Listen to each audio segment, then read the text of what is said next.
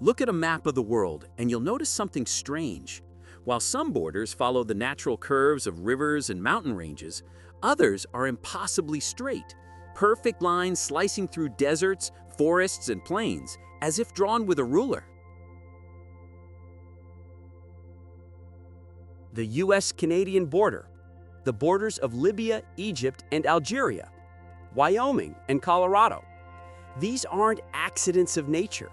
They're the fingerprints of empires, the scars of colonial ambition, and the compromises of distant bureaucrats who never set foot on the land they were dividing.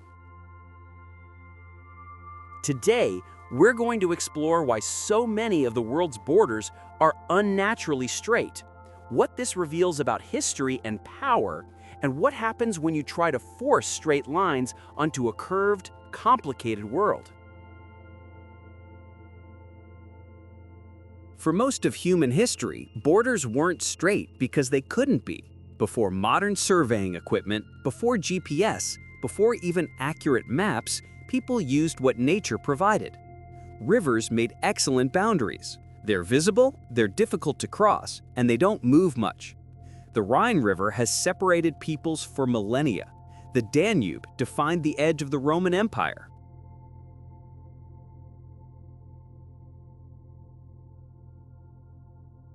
Mountains worked too. The Pyrenees between France and Spain, the Alps separating Italy from its northern neighbors, the Himalayas creating a natural barrier between the Indian subcontinent and Central Asia. These borders made sense. They followed the logic of the land. But then something changed. Beginning in the 15th century and accelerating dramatically in the 19th, European powers began carving up the world. And when you're sitting in London or Paris or Berlin, drawing lines on a map of places you've never been, you don't use rivers you can't see. You use latitude and longitude.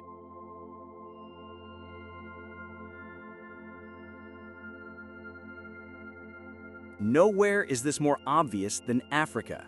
Before European colonization, African political boundaries were complex and often fluid, following ethnic territories, trade routes, and natural features. After the Berlin Conference of 1884 to 1885, where European powers literally divided up Africa on paper, the continent was covered in straight lines. So how do you actually draw a straight line across a desert or through a jungle? The answer is, with great difficulty and remarkable precision. It starts with understanding the Earth itself.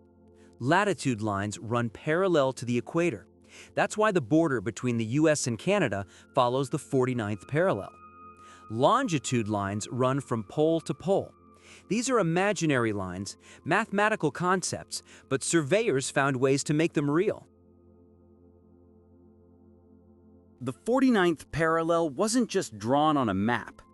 Teams of surveyors actually walked it, cutting through forests, hauling equipment across mountains, and placing markers every few miles. This took decades. The boundary between the US and Canada along this line required expeditions starting in 1857 and continuing for years, with crews from both nations working to mark this invisible line on the actual ground.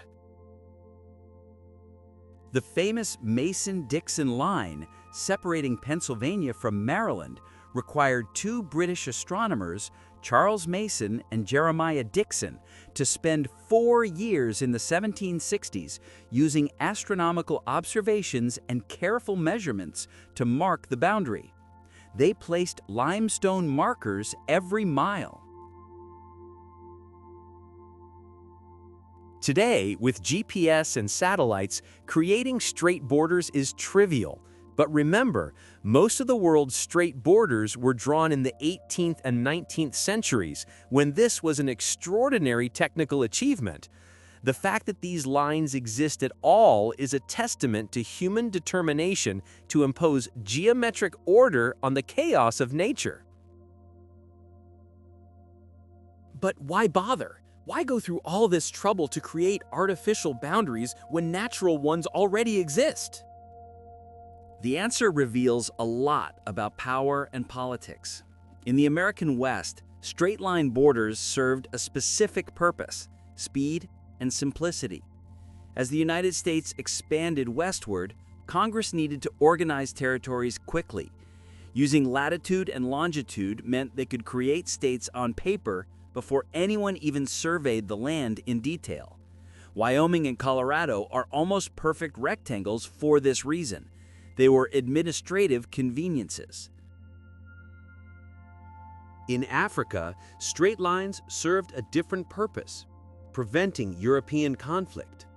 At the Berlin Conference, European powers were more concerned with not going to war with each other than with creating functional nations. Straight lines were easy to agree on. The 20th meridian east could separate German and French territories without endless arguments about which river or which mountain range formed the real boundary. The problem, of course, is that straight lines ignore the people actually living there. The Sahara wasn't an empty wasteland. It was home to the Tuareg and other peoples whose territories were sliced apart. In West Africa, the Yoruba people found themselves divided between British Nigeria and French Dahomey, now Benin. The Somali people were split across 5 different colonial territories. The same pattern repeated in the Middle East. The Sykes-Picot Agreement of 1916 saw British and French diplomats literally drawing straight lines across a map to divide Ottoman territories. These lines created Iraq, Syria, Jordan, and Lebanon, nations that had never existed before, with borders that made sense in Paris and London, but not in Baghdad or Damascus. The Kurdish people, perhaps more than any other group, suffered from this. Their historical homeland was divided among Turkey, Syria, Iraq, and Iran. To this day, the Kurds remain the world's largest ethnic group without their own nation, a direct consequence of straight lines drawn by foreign powers. Straight-line borders create problems that natural borders don't. They ignore water resources, separate communities, and create irrational divisions. Take the Aouzou Strip, a narrow piece of land between Libya and Chad. The border was supposed to follow the 24th parallel north, but confusion about where exactly this line fell led to decades of dispute, and even war in the 1980s. Libya occupied the strip for years, claiming French colonial maps were inaccurate. The conflict only ended when the International Court of Justice ruled in Chad's favor in 1994. Or consider the bizarre case of Bir Tawil, a 2,060 square kilometer piece of land that neither Egypt nor Sudan wants to claim. It exists because of 2 different borders, one drawn in 1899, another defined in 1902. Each country claims the border that gives it more territory elsewhere, which means both reject Bir Tawil. It's one of the few places on Earth that no nation claims. On a human level, straight-line borders can be tragic. Villages are split in half. Families find themselves on different sides of international boundaries. In Africa, farmers may live in one country but find their fields in another. Water sources that entire communities depend on suddenly belong to only one nation. The Gambia is one of the strangest examples. A tiny nation that's basically just the Gambia River plus a strip of land extending inland from both banks. Why? Because British colonial authorities drew straight lines parallel to the river, extending precisely a certain distance. This created a country that's 350 kilometers long, but never more than 50 kilometers wide, completely surrounded by Senegal except for its coastline. This makes no geographic or ethnic sense. It exists purely because the British wanted to control the river while the French controlled everything around it. Even in North America, straight-line borders create problems. The US-Mexico border follows the Rio Grande for part of its length, but then becomes straight lines through the desert. These lines cut through indigenous territories, separate ecosystems, and now, with modern border enforcement, have turned into militarized barriers that affect wildlife migration and divide communities that have existed for centuries. The consequences of straight-line borders continue to shape our world. Many of the conflicts we see today, ethnic tensions, resource disputes, civil wars, have roots in borders that were drawn without consideration for the people living there. When South Sudan became independent in 2011, becoming the world's newest nation, it inherited borders drawn by British colonial administrators.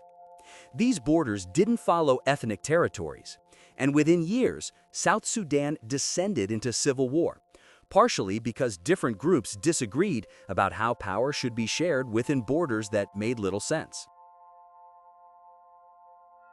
There have been attempts to fix these problems. After World War II, the Organization of African Unity, now the African Union, adopted a principle that colonial borders should remain unchanged, fearing that any attempt to redraw them would lead to endless wars. This has mostly held, but it means Africa is stuck with borders that don't reflect the ethnic, cultural, or geographic realities of the continent.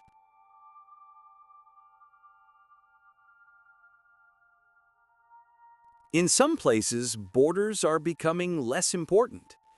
The European Union's Schengen area allows free movement across national boundaries, effectively making borders less relevant in daily life. You can drive from Portugal to Poland without stopping for a border check. This represents a different approach, acknowledging that perhaps the solution to bad borders isn't drawing new lines, but making the existing ones matter less.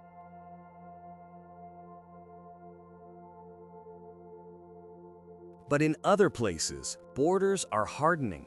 The barrier between Israel and Palestinian territories, the heavily militarized line of control between India and Pakistan, the fences along the US-Mexico border.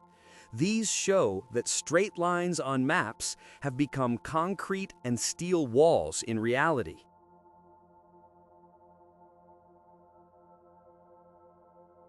Straight-line borders are monuments to a particular moment in history, when European powers had the technology to measure the Earth precisely, but not the wisdom to consider the consequences of dividing it arbitrarily.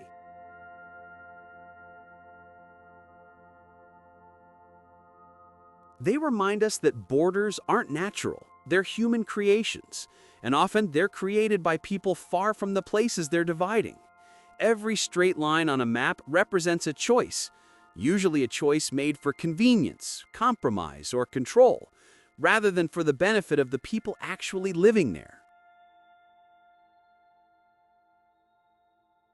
Today, millions of people live with the consequences of these lines. They navigate borders that make no geographic sense, that divide their ethnic groups, that separate them from resources or family members or opportunities.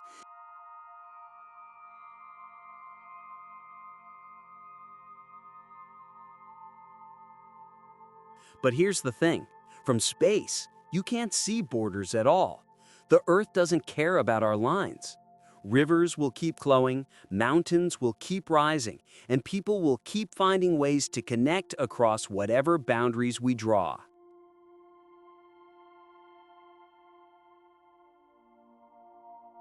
The straight lines on our maps tell us more about the people who drew them than about the places they divide. They're artifacts of empire, monuments to the idea that the world could be organized neatly, geometrically, rationally, if only we ignored everything messy and human about it.